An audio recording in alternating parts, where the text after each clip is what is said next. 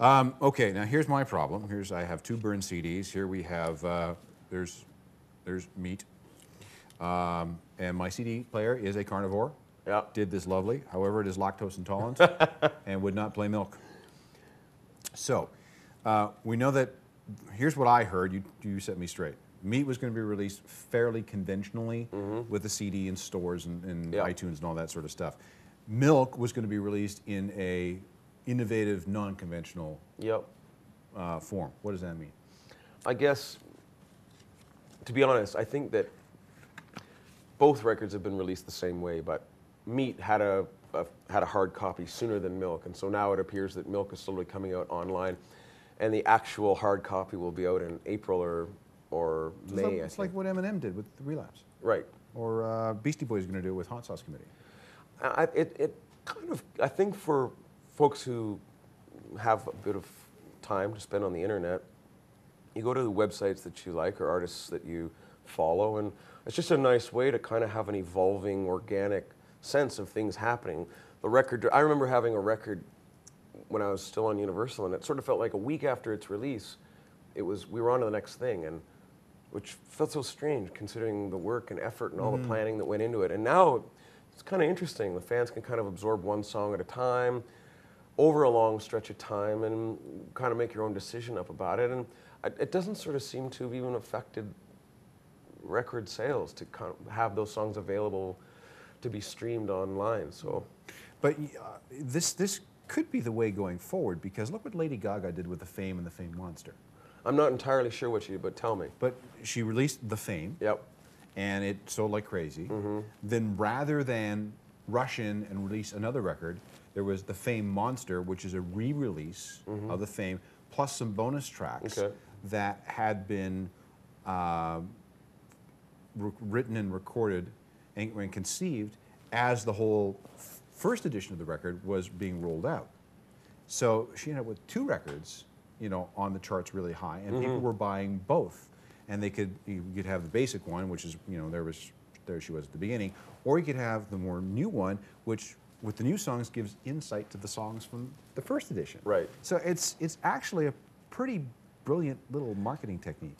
And you know, beyond that, even it is brilliant. But I was, you know, like I said, I was raised by a record collector, so I was a crate digger from a very young age.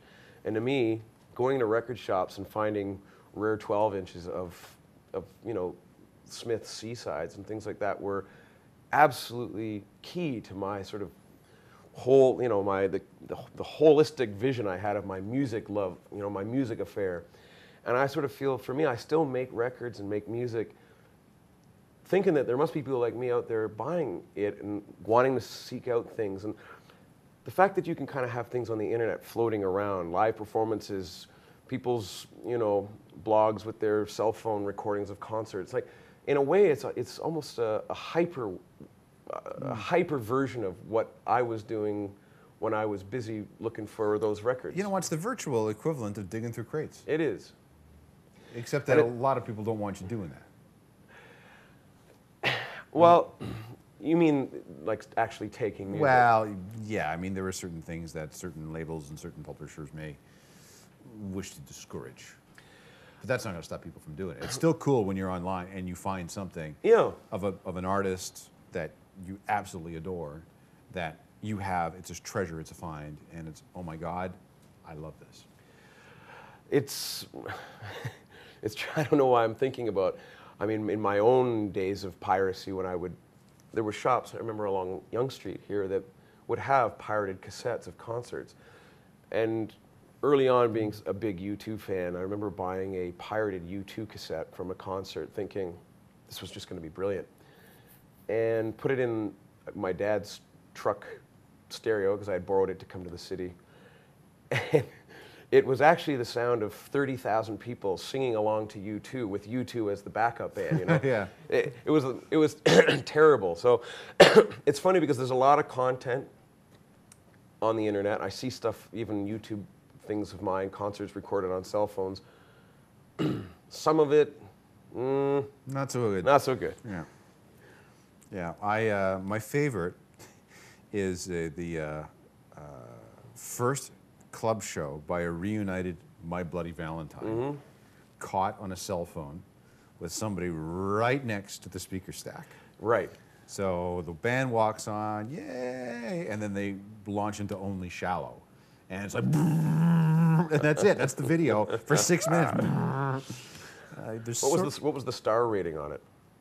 Oh, because with My Bloody Valentine fans, it was 5. For sure. Because it was just so rare. Yeah. But I mean, that microphone in that poor little, probably, Motorola Razor, it's just done. I love the fact, though, that it's that sort of music, hardcore music fan culture is in some ways being re-inspired by the internet. It's just too bad that the business model no longer applies in any way or form anymore. Yeah. And I didn't think I was feeling the effects of that, but I started to in the last couple of years feel like, wow, yeah, I can see where in the bottom line this is now affecting me.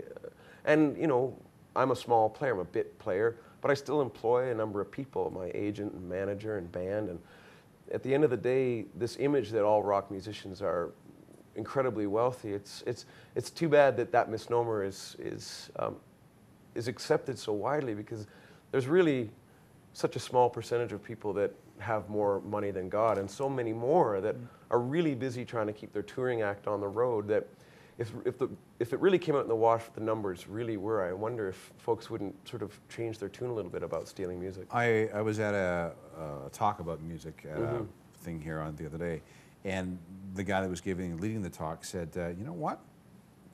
If you're going to get into music, strive to be a middle-class musician, because that's pretty much the most realistic level that you'll reach. I absolutely agree. I mean, I think I have a kind of career that a lot of people would, sell a limb for. It's a spectacular place to be. I make a very good living, and I have a sustainable career where I can play theaters in a lot of places in the world, and I feel very blessed and very, very lucky. It wasn't the career that maybe I had in mind in my, in my fantasies when I was young, but I realized I'm very much in the minority, I think, even still in my position as being a very bit player. It's true. There's not a lot of space for people to become Pink or Nickelback or any. It's like there's about 6 slots at any given time, and then the rest are just sort of scrambling for the crumbs. Yeah.